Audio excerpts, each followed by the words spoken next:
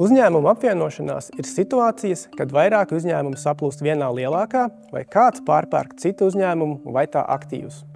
Lai gan apvienošanās ir normāla, jebkuras uzņēmējdarbības sastāvdaļa, atsevišķos gadījumos to rezultātā var notikt būtiska konkurences samazināšanās. Piemēram, nepamatots cenu pieaugums, kvalitātes vai piedāvājuma samazināšanās vai ierobežotas inovācijas. Un kurš gan no mums to vēlētos? Tāpēc ir nepieciešama valstiska kontrole, kuru veicam mēs, konkurences padomi. Kādos gadījumos uzņēmumiem ir nepieciešams saņemt konkurences padomes atļauju? Situācijās, kad uzņēmumi ir lieli tirgus spēlētāji. To kopējais apgrozījums Latvijā iepriekšējā gadā ir bijis ne mazāks kā 30 miljonu eiro, un vismaz 2 apvienošanās dalībnieku apgrozījums nav bijis mazāks par 1,5 miljonu eiro katram. Ja plānotā apvienošanās būtiski neietekmēs konkurenci, konkurences padome pieņems lēmumu atļaut darījumu.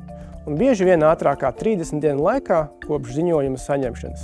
Savukārt, ja apvienošanās rezultātā tiks prognozētas negatīvas sekas konkurencei, darījums var tikt aizliegts vai atļauts tikai tad, ja apvienošanās dalībnieki piedāvā nosacījumus, kas novērš konkurences padomes bažas. Lai uzzinātu, kādas apvienošanās šobrīd izskata konkurences padome vai to, kā veiksmīgi iesniegt apvienošanās ziņojumu, aicinām skatīt konkurences padomes mājaslapas sadaļu par tirgus dalībnieku apvienošanām.